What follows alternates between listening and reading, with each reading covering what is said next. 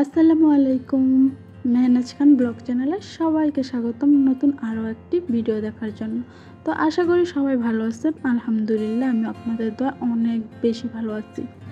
তো আজকে সকাল সকাল ঘুম থেকে উঠেই নাস্তা খেয়ে তারপর চলে গেলাম বাড়ির উঠোন থেকে বেগুন পাড়তে। তো গাছ থেকে তাজা তাজা বেগুনগুলো পেরে নিয়েছি। তো দেখুন দেখতে কতটা সুন্দর লাগছে। আর এই বেগুনগুলো এখন কেটে কুটে ভালোভাবে পরিষ্কার করে নিয়েছি। আর এই ট্যাংরা মাছ দিয়ে আজকে বেগুনগুলো রান্না করব। তো আমার কাছে তো ভালোই লাগে বেগুন দিয়ে ট্যাংরা মাছ দিয়ে খেতে। আপনাদের কাছে কেমন লাগে তা অবশ্যই আমার কমেন্ট বক্সে জানাতে কিন্তু ভুলবেন না।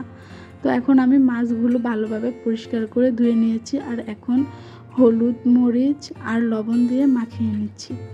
তো মাছগুলো আমি ভালোভাবে ভেজে নেব, সেই জন্য চুলায় একটা ফ্রাই প্যান বসিয়ে দিয়েছি। আর ফ্রাই প্যানটা গরম হওয়ার পরে আমি তেল দিয়ে দিলাম। তো তেল গরম হয়ে এলে আমি মাছগুলো সব দিয়ে নেব। আর মাছগুলো একটু কড়া করে ভেজে নেব, এতে করে খেতে অনেক বেশি টেস্ট লাগে। তো আমার চ্যানেলের ভিডিওগুলো যদি আপনাদের কাছে ভালো লেগে থাকে তাহলে অবশ্যই চ্যানেলটি সাবস্ক্রাইব করে পাশেই থাকবেন। আর নোটিফিকেশন অন করতে ভুলবেন না, তাহলে আমার নিত্য নতুন ভিডিওগুলো আপনাদের কাছে পৌঁছে যাবে আর আপনারা যখন খুশি তখন দেখে নিতে পারবেন। তো এখন আমি মাছগুলো উল্টে পাল্টে ভালোভাবে ভেজে নিচ্ছি।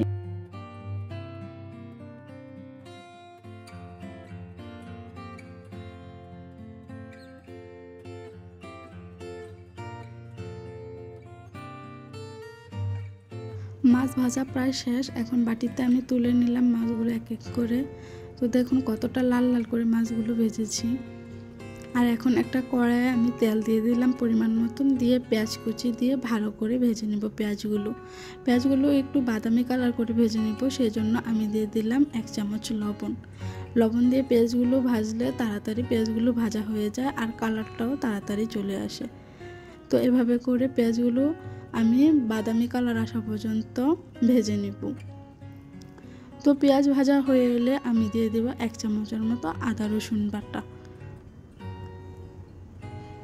তো আদা রসুন বাটা দিয়ে আমি আরও কিছুক্ষণ নেড়ে চেড়ে আদা রসুন সহ পেঁয়াজগুলো ভাজবো। তারপর দিয়ে দেব 1 টেবিল চামচ হলুদের গুঁড়া আর 1 টেবিল চামচ মরিচের গুঁড়া।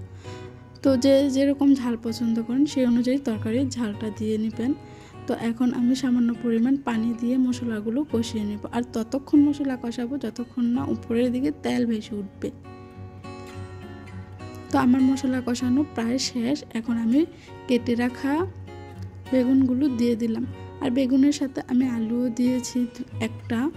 তো আলু দিয়ে বেগুন দিয়ে এভাবে তরকারি রান্না করে আমার কাছে খেতে খুব ভালো লাগে।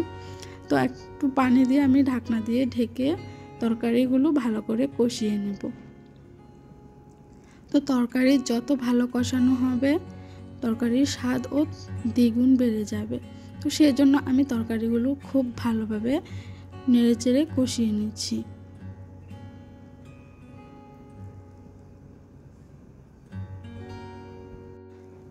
বেগুনগুলো ভালোভাবে কষিয়ে নিলাম। আর এখন আমি 3 কাপ পরিমাণ পানি দিয়ে দিব। তো দিয়ে ভালোভাবে ঢেকে নিব। ঢেকে প্রায় লো হিটের মতো কিছুক্ষণ রান্না করে নিব। তারপর আমি এক এক করে মাছগুলো দিয়ে দিব উপরের দিকে। তো গ্রামীণ স্টাইলে এইভাবে বেগুন তরকারি রান্না করে একবার খেয়ে দেখবেন, আশা করি আপনাদের কাছে ভালো লাগবে। তো আমার কাছে লবণ একটু কম হয়েছিল, সেই জন্য আরেকটু লবণ দিয়ে দিলাম। দিয়ে এখন আমি মাছগুলো এক এক করে ভালো সুন্দর করে বিছিয়ে দিচ্ছি। তো মাছগুলো দিয়ে আবার ঢাকনা দিয়ে ঢেকে কিছুক্ষণ রান্না করে নেব। তো রান্না প্রায় হয়ে এসেছে, এখন ধনেপাতা দিয়ে আমি তরকারিটা নামিয়ে নেব। তো আপনাদের কাছে কেমন লাগলো আজকের আমার এই রেসিপিটা? যদি ভালো লাগে তাহলে অবশ্যই আমার চ্যানেলটি সাবস্ক্রাইব করে বেল বাটনটি অন করে দিবেন। তো পরবর্তী ভিডিও আসা পর্যন্ত সবাই ভালো থাকবেন, সুস্থ থাকবেন, সেই কামনায় আজকের মতো এখানেই শেষ করলাম। আল্লাহ হাফেজ।